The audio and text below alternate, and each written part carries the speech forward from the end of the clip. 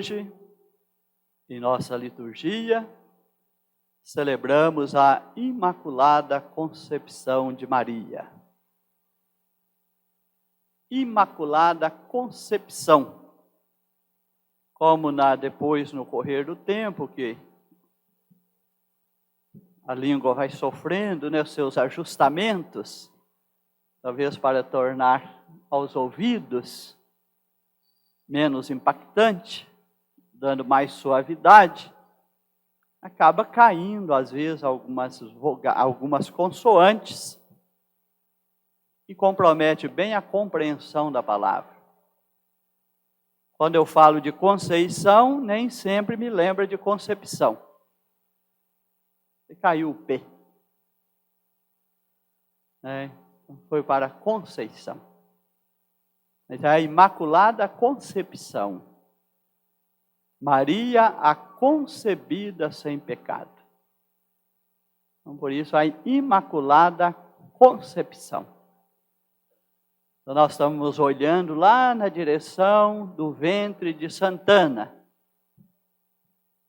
Quando Maria ali foi concebida, já sendo ali a eleita de Deus.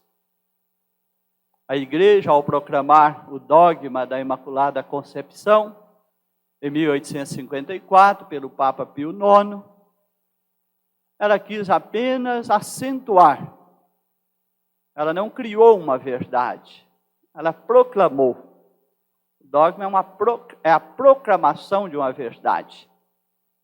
A igreja debruça sobre a Sagrada Escritura, lê a Sagrada Escritura com profundidade. E normalmente um dogma ele é proclamado quando um elemento fundamental da Sagrada Escritura está sendo questionado, está sendo incompreendido. A igreja debruça ali a luz, o Espírito Santo que inspirou que a Sagrada Escritura fosse escrita, é Deus, a palavra é de Deus, escrita por inspiração divina. Os autores sagrados são instrumentos da escuta. Depois, o mesmo Espírito que inspirou a palavra de Deus escrita é o que inspira a ler essa palavra com profundidade. Jesus mesmo fala no Evangelho: recebereis o Espírito que vos levará a entender tudo isso e até as coisas futuras. A igreja não lê com os olhos humanos, com a compreensão humana, a Escritura Sagrada. Ela lê quando o Espírito Santo a capacita. Nós falamos do dom da ciência que o Espírito Santo dá, dom da sabedoria que o Espírito Santo dá, dom do conselho que o Espírito Santo dá. É justamente para descermos em profundidade. Então, a igreja fez essa leitura mais profunda da saudação do anjo a Maria. Ave-te cheia de graça, alegra-te cheia de graça.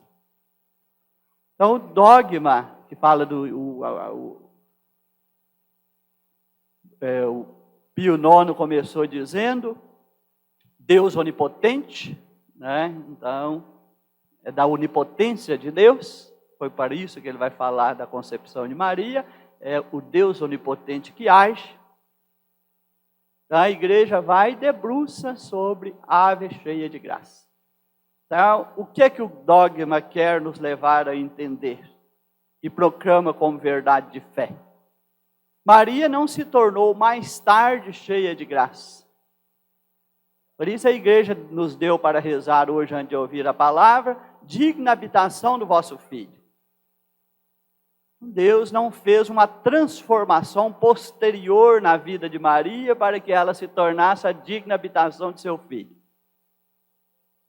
Desde o momento em que Maria é concebida, ela já é eleita para ser a digna habitação de seu Filho.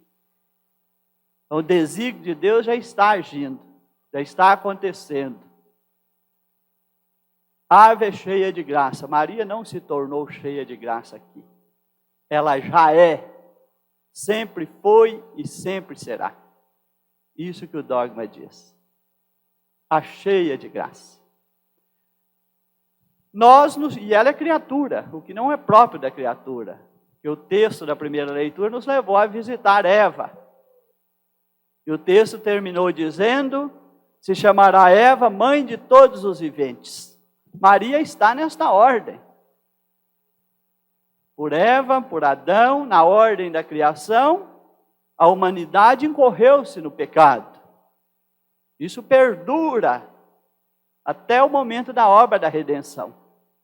E Maria está nascendo lá, na casa de Israel, ainda nessa condição de quem nasce da herança de Eva, é da ordem da criação.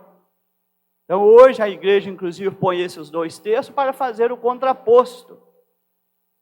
O que Eva é na criação, mãe de todos os viventes. O que Maria é, a cheia de graça, então é a ordem da redenção. Maria é a nova Eva, mãe de todos os viventes. Agora, não mais na primeira condição dos viventes, que na desobediência a Deus incorreu no pecado e feriu a amizade com Deus. Maria, na obediência, sendo a mãe do Salvador, ela já está acolhendo a redenção, porque ela acolhe o Filho de Deus, que nos traz a redenção. Então, dela vem a obediência. Eis aqui a serva do Senhor. E Eva não soube viver essa obediência plena, essa entrega plena, essa confiança plena na palavra de Deus. O pecado entra quando a serpente pergunta: é verdade que Deus os proibiu de comer de todas as árvores? Criou uma mentira. E Eva se deixou envolver por uma mentira. Hoje o grande mal do mundo é isso, é se deixar confundir com uma mentira. Então Eva usou dessa artimanha para fazer um engano. Aí a serpente, para fazer um engano. Não, aí a Eva responde certo: não proibiu todos, não, só a árvore que está no centro do paraíso. Não, aí Eva já tinha conquistado a simpatia, a serpente já tinha conquistado a simpatia. A serpente não chegou e falou para Eva: desobedeça a Deus. Ela conquistou a simpatia primeiro. Quem quer nos levar ao pecado, primeiro conquista a nossa simpatia. Abre um discurso, nós vamos falar hoje de vocação, que é o discurso contrário. Às vezes nós estamos nos deixando simpatizar pelo discurso do mundo. O discurso que a serpente fez para Eva, para a negação da palavra de Deus. E Eva se deixou levar pelo engano da serpente. Hoje nós temos muitos batizados que estão vivendo mais do engano da serpente do que da verdade da palavra de Deus. Podem comer de todos os frutos, menos esse. Você tem sua liberdade, podendo tudo com ela, mas ela tem um limite. O limite da sua liberdade está na palavra de Deus. Eva não foi capaz de entender que o limite da sua liberdade estava na palavra de Deus. Extrapolou, pôs a sua liberdade acima da palavra de Deus. Aí o pecado reina. Eu sou livre, eu posso fazer o que eu quiser. O dinheiro é meu, eu faço dele o que eu quiser. O corpo é meu, eu faço dele o que eu quiser. Eu não devo obediência a ninguém. Nem meu pai, nem minha mãe, nem minha família, nem a igreja, nem os valores, nem os princípios, nem a nada. A minha liberdade subjetiva é absoluta.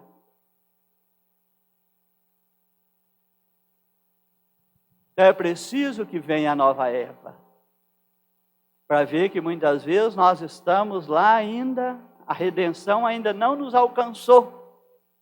É o que nós vamos falar na segunda leitura. Será que a redenção já nos alcançou? Será que nós já nos deixamos alcançar pela graça batismal? Ou será que foi tudo uma exterioridade e não houve o acolhimento da graça? Ave cheia de graça. Maria tem um certo temor inicial, que é normal. Sentiu-se pequena diante do anúncio. Teve certo medo, a ponto do anjo dizer: não tenhas medo, encontrastes graça, confia na graça. Confia na graça. É assim que o anjo está dizendo. A sombra, virá sobre ti, e você será coberta pela força do Altíssimo. O Espírito virá sobre ti, o poder do Altíssimo te cobrirá com sua sombra. Confia na graça. Deus que chama, que dá uma missão, dá a graça suficiente para bem vivê-la. Então eu quero, à luz de Maria, a vocacionada por excelência, agora transpor pelo texto da segunda leitura. A igreja nos trouxe a carta aos Efésios, e a partir daqui quero falar do ano vocacional. Estou aqui com o texto base, que traz a fundamentação bíblica, teológica da vocação e dicas pastorais.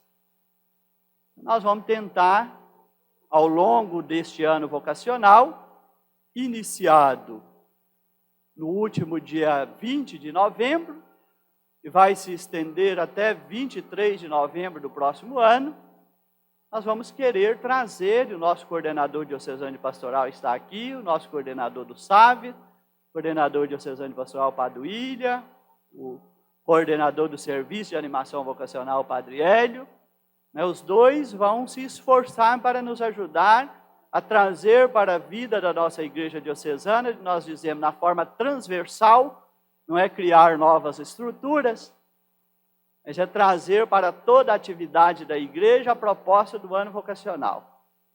Seja na catequese, seja na pastoral da família, seja com a juventude, seja nos movimentos eclesiais, seja na liturgia, e esse assunto do ano vocacional esteja sempre sendo de alguma forma focado.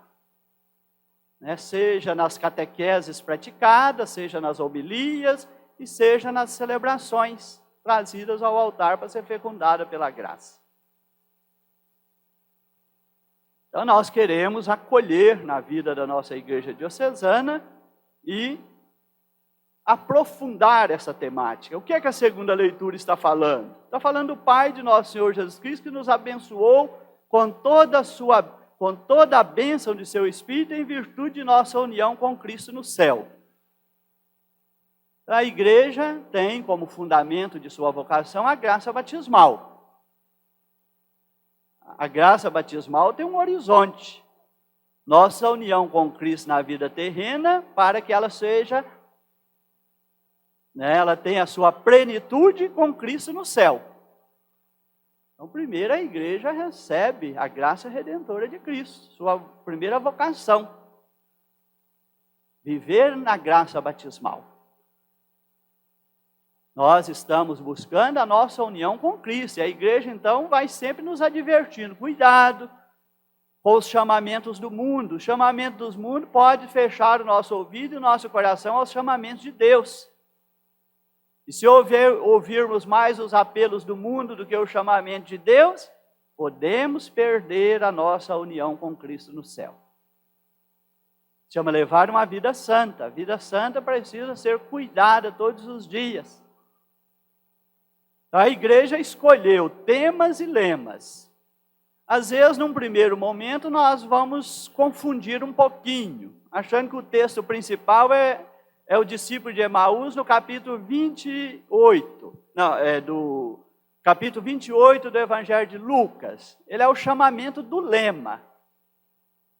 Porque o tema é graça e missão.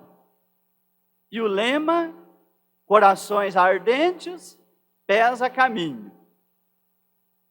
Então, o lema vem de Lucas 28. Jesus, conversando com os discípulos de Emaús, fez arder o coração.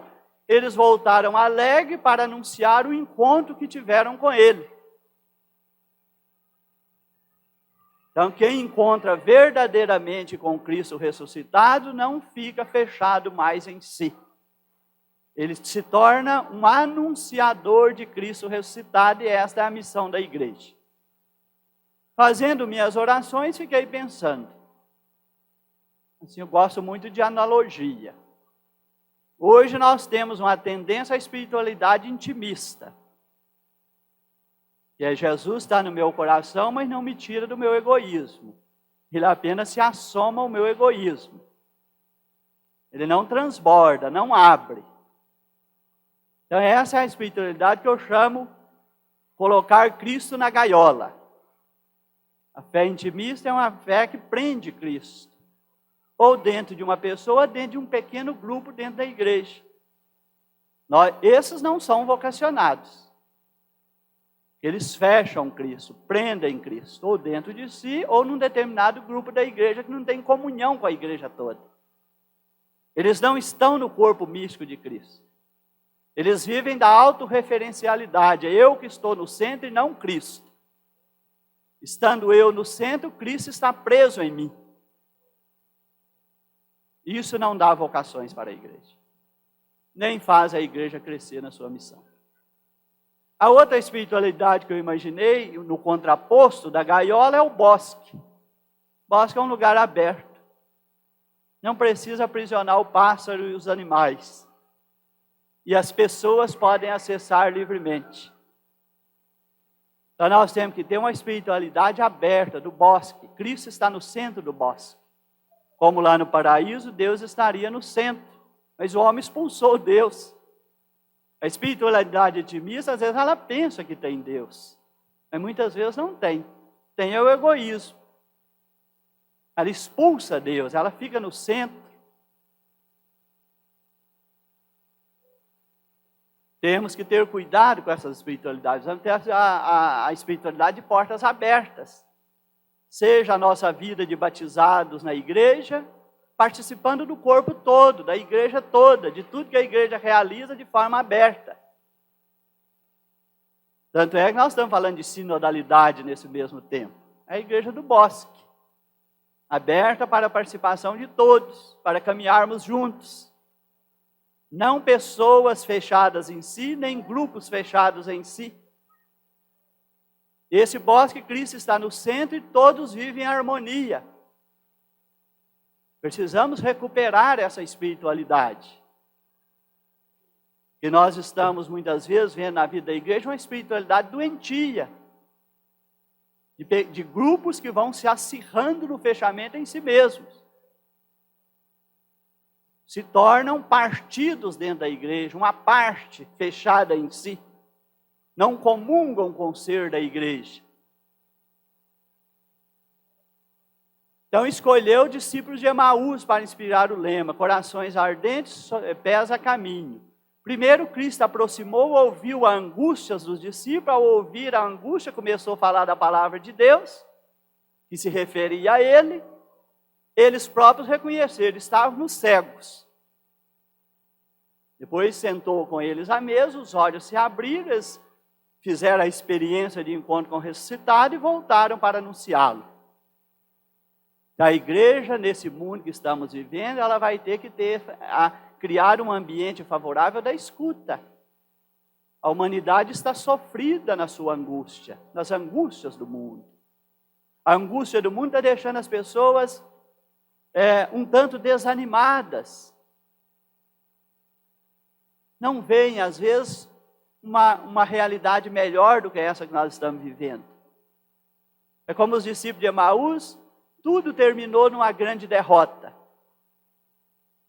Nós não podemos acreditar que o mundo que nós vivemos vai sucumbir na derrota do pecado, do mal. Nós temos que acreditar, então essas pessoas angustiadas com as frustrações do mundo, a igreja tem que aproximar delas. Criar um ambiente para as vocações nas comunidades, nas famílias e nos ambientes sociais. Mas vai ter que se aproximar com humildade, com simplicidade. Quem já está na vida da igreja, amadurecer na sua espiritualidade, sentar ao lado de quem está angustiado com o mundo. Deixar primeiro que a pessoa fale. Quando a pessoa fala, ela vai se libertando. escutar com simplicidade e humildade, acolher, depois falar da graça de Cristo e do seu benefício, transmitir esse tesouro, para que a pessoa volte alegre, se anime de dentro para fora, se alegre de dentro para fora, porque fez a experiência do encontro com o ressuscitado. Só daqui sairão vocações. Não basta os que já estão frequentando a igreja. A igreja precisa vocação, dom e missão. É Deus chamando e enviando. Se já fomos chamados, se já estamos no segmento, somos chamados a nos deixarmos enviar por Ele, nos fazermos anunciadores, colocar ao lado dos angustiados para que o Cristo possa visitar seus corações e realizar ali a verdadeira transformação. Como conhecemos da história das figuras bíblicas de Mateus, de Zaqueus, de Madalena, de Nicodemos, podemos dizer de Paulo, podemos dizer mais tarde de Camilo de Leles, podemos dizer de Agostinho. Cristo entrou na graça fazendo uma realidade. É o que o Papa Bento XVI falou, dando um novo sentido e um rumo definitivo. Sem pesar, encontrou algo maior, mais significativo. Aí a vocação floresceu. Então esse é o texto para o lema. Para o tema é Marcos 3. Jesus subiu ao monte, chamou quem ele quis e escolheu 12. Vai para o monte, sinal de oração. Chama e escolhe. O que a igreja precisa para melhorar nas vocações? Se tornar mais orante. Nós estamos numa igreja muitas vezes cansada, porque ela está se dedicando mais ao fazer do que ao ser. Ela está mais no ativismo de fazer um tanto de coisas que ela não rezou antes de fazer. Isso gera um cansaço imenso. E sobretudo se o sacerdote anuncia o que ele não rezou. Se o evangelizador, seja ele o sacerdote, o catequista, o dirigente da palavra, o ministro da Eucaristia, se nós queremos levar aquilo que não passou pelo nosso coração, aquilo que não foi rezado por nós, não vai chegar ao coração do outro. A nossa palavra não é capaz de fazer isso. A nossa palavra não é capaz por nós mesmos de tocar o coração do outro. Jesus chamou para estar com ele no monte, para entrar em oração. Eu fiquei imaginando o chamado de Nossa Senhora, que o de São José é muito interessante, fala que ele estava dormindo e Deus começa a falar. A cena de Maria tem uma entrelinha inquietante. Como Deus falou, então ela é imaculada, já nasceu num chamamento para o desígnio de Deus da missão, mas mais tarde, Deus dá a ela, podemos dizer entre aspas, a consciência que esse chamado está no centro da sua vida. Quando o anjo faz a saudação e ela se assusta e fica temerosa. Eu fiquei imaginando a cena desse chamado. Será que Maria estava no templo? Não sabemos. Será que Maria estava rezando em particular? Não sabemos. Será que Maria estava rezando em casa com José, com Joaquim e Ana? Não sabemos. Será que Maria estava dormindo? Não sabemos. Mas não temos dúvida de que ela estava em oração. Porque Deus só fala ao nosso coração quando estamos em oração. Se não entrarmos em profunda oração como igreja, não ouviremos o chamado de Deus. A voz do mundo vai falar mais. Temos visto, lamentavelmente, que muitas vezes as vozes do mundo, as confusões do mundo estão entrando dentro da igreja. E criando uma balbúrdia dentro da igreja. E às vezes nós estamos mais sintonizados com as vozes do mundo que com o chamamento de Deus. E achamos que podemos julgar toda a confusão do mundo dentro da igreja. E nos perdemos nesses momentos. Eu não preciso citar o que nós vivemos na igreja há pouco tempo. Quando virou tudo uma grande confusão. Parece que a voz de Deus está sendo menos ouvida por nós. O que significa isso? Estamos rezando pouco. Estamos rezando de forma superficial. E muitas vezes até os anunciadores estão rezando pouco. Até os anunciadores estão rezando de forma superficial. E com isso o chamado de Deus não é levado ao coração de quem precisa. A nossa voz não é capaz de tocar o coração de ninguém. Só depois que rezarmos, nos fizermos instrumento para que Deus possa servir-se de nós, para levar o seu chamamento ao coração do outro, é que o chamamento vai acontecer. Uma crise vocacional na igreja é sinal de uma precária espiritualidade. Uma igreja com uma espiritualidade precária estará também precária nas vocações. Estará precária nos seus anunciadores. Então aqui falo todas as vocações. Então eu preciso tornar as comunidades eclesiais, as famílias e a sociedade ambiente propício às vocações. Para isso e para todas as vocações. Criar na igreja a cultura vocacional, um ambiente favorável para todas, seja para os ministros ordenados, seja para os consagrados, e aqui também temos os consagrados, que são ao mesmo tempo sacerdotes e religiosos, da congregação sacramentina de Nossa Senhora e sacramentinos do Santíssimo Sacramento.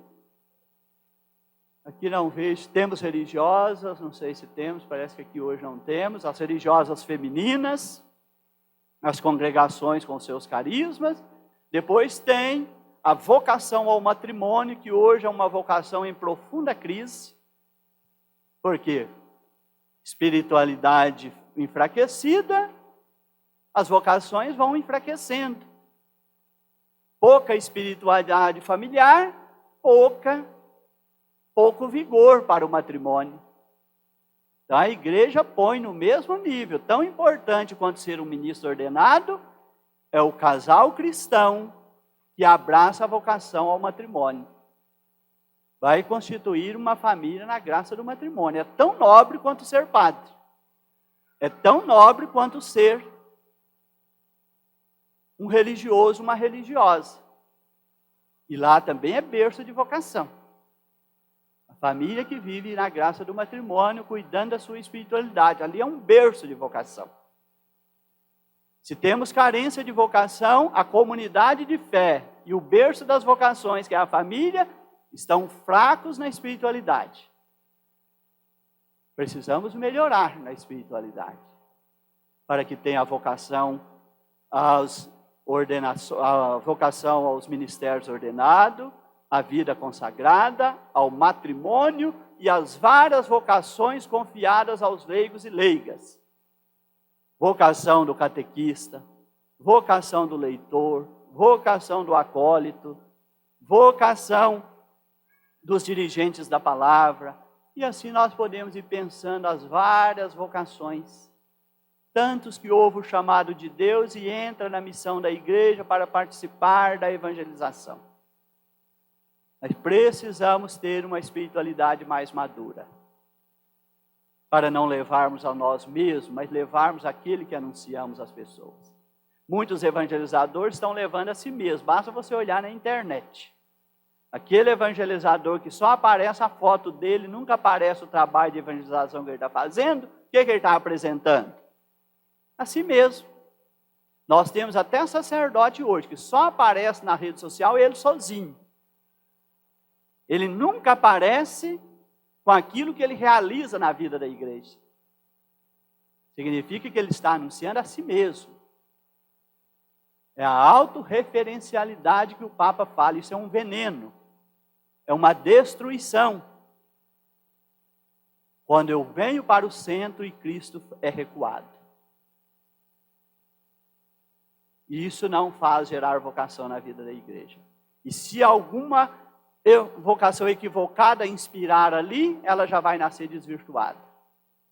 Ela também vai nascer com sentido voltado para a autorreferencialidade.